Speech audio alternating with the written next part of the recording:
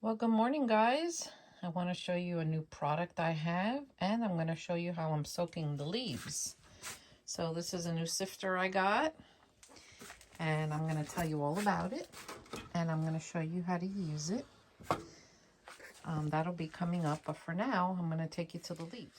So these are the leaves from outside, and I have them soaking.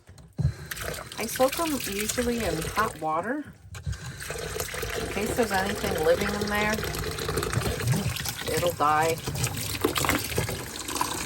Worms, they love the leaves wet. If you go outside after a really rainy day and you have a lot of leaves and you look through it, you'll probably find worms.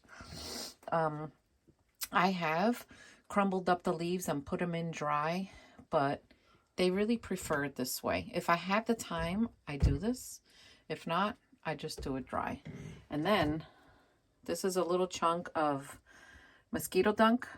I put it in there, and I'm gonna let this soak for a day or two. That way, if there's anything flying, it'll take care of that. So this is the beginning of the leaf feeding, and I try to give all my worms leaves because they absolutely love it. And the castings that I get from leaves is really, really dark, and I love it that way. So let's check on number 4 nursery bin. I had a lot of this shredded cardboard laying around, so I decided to wet it and give it to them. And yesterday I fed them chow. In here, I have adult red wigglers, and I'm sure there's like a million babies. So these nursery bins, I rotate them, and every 3 weeks I harvest from them. Get the cocoons out, and then set up the cocoons in the other room in bins to hatch and grow up.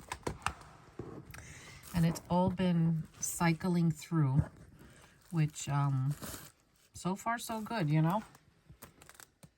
So look at the clitellum on that red wiggler, Eisenia foetida. Someone in Germany wants me to mention the scientific name, which is okay with me. Some people say Eisenia foetida. Some people say Eisenia foetida. I'm not sure which one is the correct, but it's the red wigglers. Look how they like the cardboard. They're all like underneath, congregating down here underneath the cardboard. And the cardboard is like, it's not soaking, but honestly, I could use it a little wetter. So the person that won the worms, number 31, she contacted me, and today I'm gonna call her and we're gonna work out the shipping of her worms. I'll probably ship them next week because, as you saw, I think it was yesterday, I gave them their last like bulk feeding. Plus, after I do that, I need to uncover their bedding and just let it dry out a little bit so that I can sift it out and ship her worms to her. And I'm probably going to do that with you because I'm curious to know how many worms are in there. Like, I really have no idea. See, they're doing very well. There's plenty of room in these nursery buckets. And, you know, I have 3 here, and then I got 3 over there, and I number them 1 through 6. Over there I have 1, 2, 3, and over here I have 4, 5, 6. And every 3 weeks I harvest these things in rotation. I start with number 1, and then 3 weeks later, like, I'll go to number 2. And by the time I get to the last one, by the time I get to the first one again, they've had time to like reproduce again and lay more cocoons. And so far, that's how I'm doing it. You know, we'll see as time goes on if that's the wisest way. And if it's not, then I'll just have to figure out another way. In this nursery bin, there aren't many in the corners like there is in the other ones. I think they're really attracted to the worm chow and the moist cardboard. See, that's a nice big one right there. You know, red wigglers are the smallest of worms, but sometimes I get some big ones. You just never know. It's also all about their environment and their feeding. So this is a good way to get rid of of boxes, especially now that the holidays are coming. You're going to be shopping, and you know, just shred up your cardboard. And if you don't have a machine that does this, just cut it by hand. Just start ripping pieces off. I didn't have a machine for many years of any kind when I first started, and I would just shred it by hand. You know, I'd sit there and just cut it up a little bit, and the worms were fine. They loved it. They just wanted the cardboard. They didn't care what form or style I gave it to them. They were just like, hey, give me my cardboard. You'll also notice when you, look, I have the other half of the bags of leaves there. You'll also notice when you soak your leaves, leaves have a certain odor when they're soaking. It smells like a summer rain, and I like the smell. I know some people don't, but I do. So when I'm ready to feed these, what I'll do is in the bottom I have the drain down there. See, I won't lift it up all the way, remove it. I'll lift it up and turn it. That way the water could start going down, and any little particles will catch in the little drain thing. So yesterday I watered and checked on this entire gang. Some of the cocoons I noticed are starting to hatch.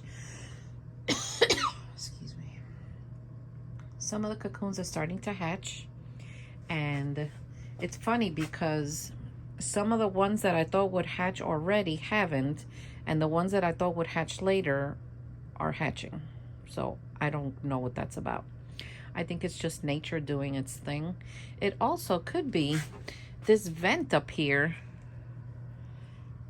You know, who knows if the air hits it this way and hits it another way. So I don't know, you know.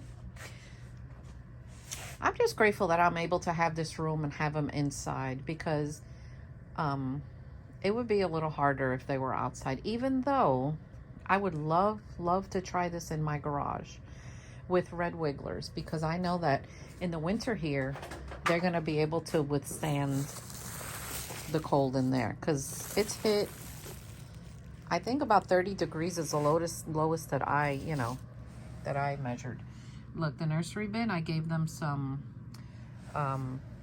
grapes that I found that were not good yesterday. I buried it here, and I noticed that they're all congregating that way. See some old cherries. Now this food, I didn't freeze it. I just found it, put it in a bag when we cleaned out the fridge, and there it went.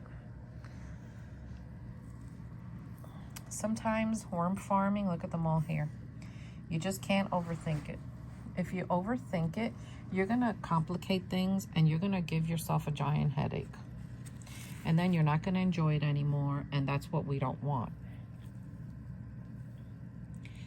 Look, they love this new worm chow. My gosh.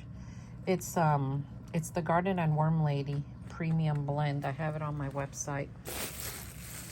And you know, you only need a little bit. You wet your surface with water, you mist it, sprinkle in your worm chow, mist it again, and then you cover it with wet newspaper or wet box, and you only feed again when you see it gone. Try not to ever overfeed your bin, because you will it'll go anaerobic, it'll be sour, and you don't need that. Pumpkins are still going.